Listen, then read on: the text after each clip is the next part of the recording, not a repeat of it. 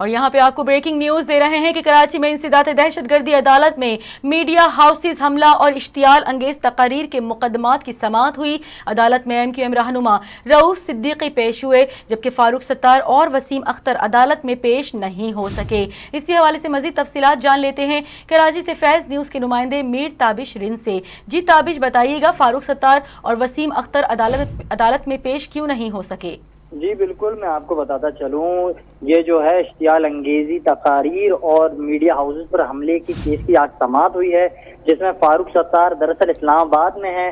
ان کے وکیل نے آج عدالت میں بتایا ہے، جس کے بعد جو ہے وہ آج عدالت میں پیش نہیں ہو سکیں کیونکہ وہ اسلام آباد میں تھے، جبکہ وسیم اختر جو ہے وہ کرونا وائرس کا شکار ہو چکے ہیں، جو اسی بنیاد پر جو ہے وہ آج عدالت میں پیش نہیں ہوئے ہیں۔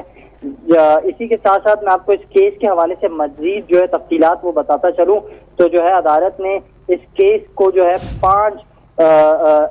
عدالت میں اس کیس کے متعلق 5 مزید درخواستیں بھی تھیں، جس میں اس کیس کی جو مزید تفصیلات یہ ہیں کہ 5 ستمبر تک جو ہے یہ کیس عدالت نے ملتوی کر دیا ہے اور دیگر جو درخواستیں ہیں ان پر بھی سماعت کی جائے گی، اور اسی کے ساتھ ساتھ آئندہ سماعت پر یہ ہدایت دی عدالت نے کہ جو ملزمان ہیں وہ اپنی حاضری کو یقینی بنائیں۔ جی، اپنی حاضری کو یقینی بنائیں۔ بہت شکریہ میر تابش آگاہ کرنے کے لیے۔